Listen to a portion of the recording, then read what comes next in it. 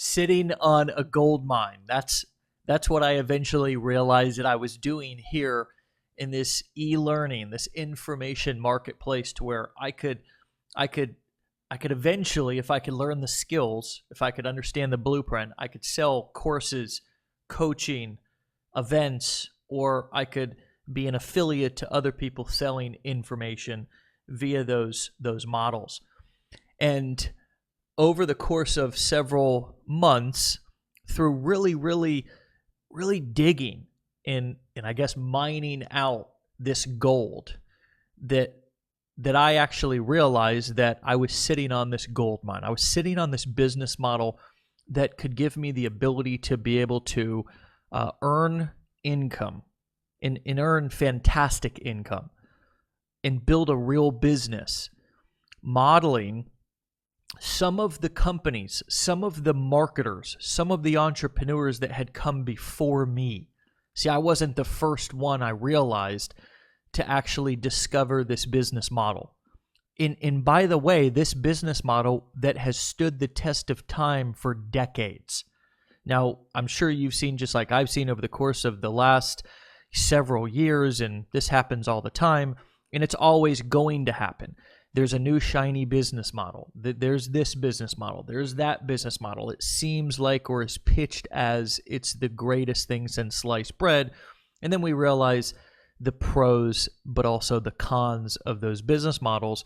And ultimately, with most of them, we realize that they're just a flash in the pan. However, this business model of selling information via these core four models, which I'm going to talk about more in a later segment, the core four models: courses, coaching, and events, and also being an affiliate selling other people's courses, coaching, and events. Some call it the e-learning industry. Some call it information marketing. I realized that the path had already been paved for me, and there was fantastic examples. And through doing this research, through realizing that I was sitting on this gold mine, I realized that this was a business model, and these were skills that I needed, that I must learn, because this is the business model that I wanted to plant my flag, that I wanted to really dig my teeth into and build a business for many years to come. And that's just what I've done. But in order for you to really see that vision, to see where you can go, it's sort of important to understand what business you're in and the history of that business. And I'm going to show you essentially the same things that I discovered, some of the same examples, because history can teach us a lot. It's just like the history of a country. The history of anything can teach us a lot. It can teach us things that were done right. It can teach us things that we should avoid. And so I'm going to take you through, over the next few minutes, the history of this industry. And I'm going to show you essentially how, even though there's new mainstream terminology, which has made the concept understandable for the masses, like work from home, distance learning, online classes, that this industry has been around for a long time. The idea of selling information, and not just selling information as a college or a university or something like that, but actually selling information through the form of courses and ebooks and stuff like that. You know that we have turned this corner when these platforms like Zoom, which is a pretty much a simple webinar platform that allows you to connect with other people, do webinars, online meetings, allows you to share your screen, has become a household name. And that shift really happened in 2020 during the coronavirus pandemic, where pretty much the entire world was sent home for at least a period of time. Unless you were somebody who was a what they called an essential worker, somebody who worked in a store, somebody who was a healthcare worker, pretty much everybody else went home. And this is a year that the mainstream, marketplace really began to understand that they could, deliver not only a lot of the information, but basically run their business from home, which sort of allowed, like I said previously, these work from home, distance learning, online classes. It began to make it a bit more understandable for people who were more traditional, brick and mortar, face-to-face style businesses and consumers. the truth is, though, massive e-learning platforms have been popping up, and they've been educating millions of students on countless topics and generated billions of dollars in revenue. Just a couple of them are platforms like Skillshare, Coursera, EDX, Khan Academy, LinkedIn Learning. There's Udemy is another one. I mean, there's countless, and these are venture-funded back companies, many of them, right? We know companies like Masterclass. There's various different companies that have a lot of funding, that have maybe a little bit of a different way of delivering the education, but still the concept is the same. Now even Google and a lot of these larger companies are getting into the game, which is going to make this industry that much more understandable by the masses. When these larger platforms, not only have these that you're seeing that I'm talking about right now, who have been sort of in the game for the past 5 years or so, they've helped, the sort of e-learning and information marketing world sort of become more well-known. But when you start getting the Googles of the world doing their own education, the Facebooks of the world, these kind of companies having their own set of education to both basically train people to essentially become employees at their company. Now, not only are they, I predict, going to create more mainstream education, but in particular, they're realizing that, hey, we can put out education, both sell it, but we can also create education that can prepare people to come be employees at our companies. All of this stuff, including the coronavirus pandemic of 2020, people going home to work, has created this perfect storm of people really understanding this concept of selling information online. E-learning, it has become mainstream. And even though the large companies like the ones that I just showed you are now catching on to this massive e-learning opportunity, right? Information has been sold offline and online via hard-hitting direct response sales letters and ads created by legendary marketers. And these are the giants whose shoulders we stand on. And I want to, over the next few minutes, introduce you to a few of these companies. And then I'm going to introduce you to the concept of direct response marketing. So first and foremost, Agora Financial is a company that revolutionized the financial e-learning niche, basically selling and marketing education information around investing, stock tips, stuff like that. And they also mastered hiring average Joes and turning them into top copywriters who pump out $1 million offers for their various newsletters, courses, etc. It's been rumored their financial newsletter business, compiled of several different brands, does upwards of $1 billion in revenue per year. And these are a couple of examples of how they sell their information. And we're going to talk again more about that here in the next module. But it's via direct response marketing. It's via hard-hitting angles, big ideas, all typically written via the written word in the form of persuasive copy. Copywriting or copy are words that are specifically written to sell, okay? And I'm going to give you copies of all of these. All of these letters, basically these are sales letters or sales pages that sold these various newsletters. I'm actually going to give you copies of them under this video. You can go and download them and check them out for yourself. And it's one of the ways that I've really become more of a copywriter and a marketer myself, is by actually studying and looking at how other companies sold their information. But again, all kinds of different angles, all kinds of different big ideas. You can see this one mentions the election. And usually what you'll notice with all of these pitches for these newsletters that they sold, they always start out with a big hook, an angle, a headline. They lead into a story. And and at the end there's a pitch or an invitation for you to subscribe to a newsletter that they usually sell for $49 to $99 upfront. It's a monthly or a yearly subscription, and then there's several upsells or as I call them, second and third helping campaigns. We'll get to more of that later, but it's interesting to sort of look at these. Again, this one's Super Stocks that never stop profiting, this new trading tool that works when stocks go up and down could turn 5,000 into 700,000, right?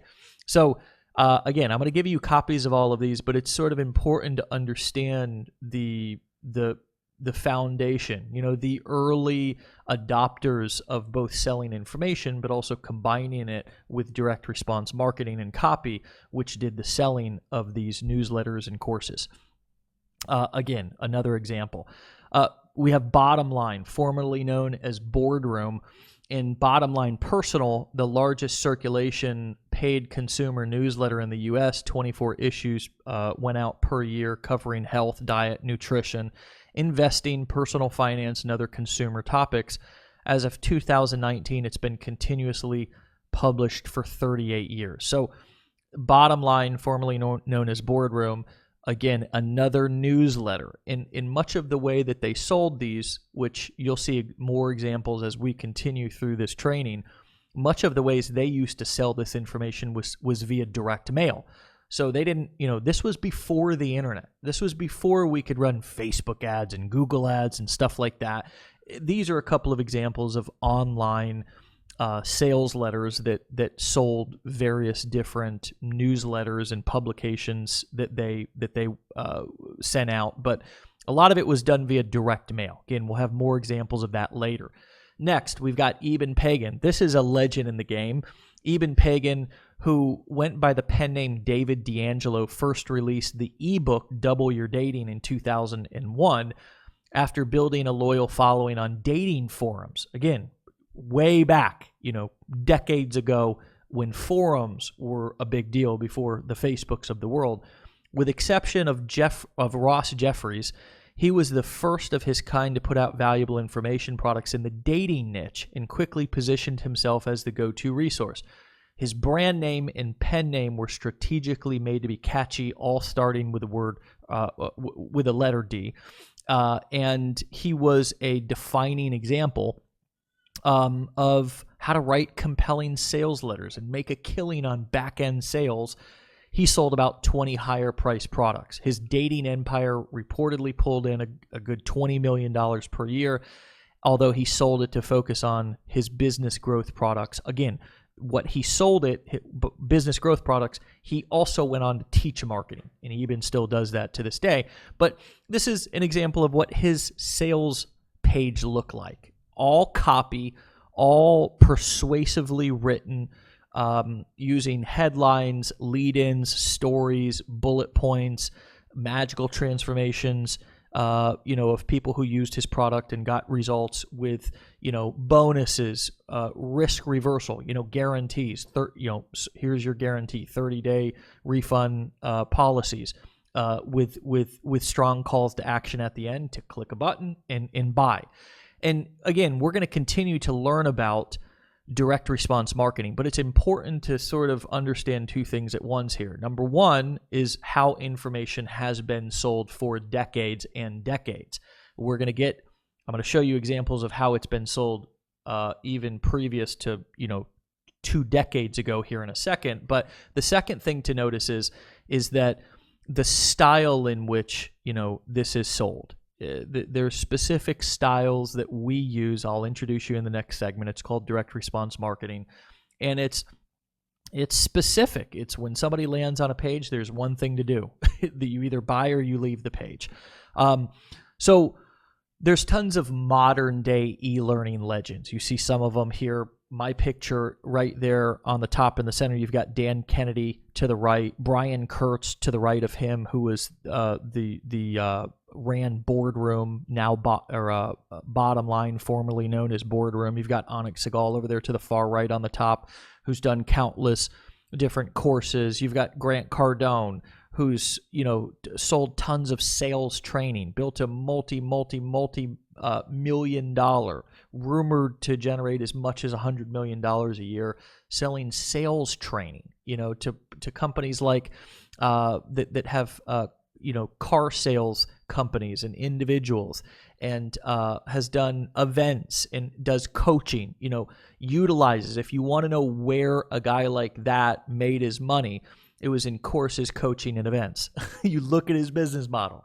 It's courses, coaching, events. Now, a lot of people know him for real estate as well, but his cash cow that generates the money to be able to invest in real estate is selling courses, coaching, and events. So you have to look at where is the money being made? Where is the money being made for all of these people? To his left is Brendan Burchard. Again, all courses, coaching, and events. That's his entire business model. Danny Johnson trains network marketers doing events, courses, coaching. All of these people, you can see Russell Brunson, founder of ClickFunnels, got his start. And even the thing that carries that company is information. You've got Marie Forleo, who created B School, I think is what it's called, which is a program that she launches one time per year to mostly women entrepreneurs, teaching them about online marketing. You've got Jeff Walker, who created the product launch formula to her left. And he usually launches that once per year. And it's a information course, which on the back end, he sells his coaching and his mastermind event. You've got Billie Jean there. Again, courses, coaching, events, all of these people. You've got Ryan Dice to his left, digital marketer, courses, coaching, and events. You've got Tony Robbins down there on the bottom. Okay, what did he make all his money in?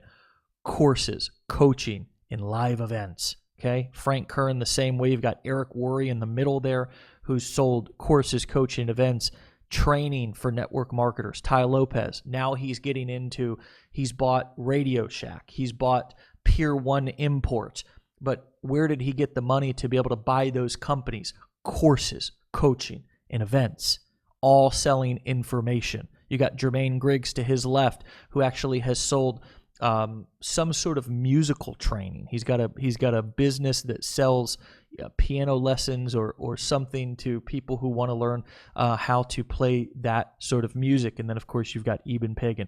All of these people, modern day e-learning legends, all the big gurus, all the people that you look up to online, all the people that you've been learning from, the legends, whether they're new or whether they've been in the game for decades. How did they make their money? How did they build their wealth? How did they build their riches? Courses, coaching, events, or doing affiliate marketing using these core 4 business models. Now, some of them sure have additional businesses. Some of them have created a piece of software or something, but it's all their cash cow is courses, coaching, events, and doing affiliate marketing. This is not to mention all of the companies. I don't even have an individual face to represent Agora or to represent some of these other companies that have been selling information products in these, more kind of unknown niches, health niche, fitness niche, a lot of the dating and relationship niche. I've only got one example here with Eben Pagan, but I mean, there's so many different individuals and brands across so many different niches who are generating together billions upon billions upon billions of dollars per year, and it's all from laptops. It's all from laptops with a microphone, and nowadays it's even oftentimes through cell phones. But what's cool is there's all of these people who are really well known, who, a few of them I just listed off there, but you can pack stadiums upon stadiums of people who are now getting a piece of the e-learning pie using direct response marketing, selling courses, coaching, events, and doing affiliate marketing, which leads me to the next episode, Underground Secrets of Direct Response Marketing. I'll see you there.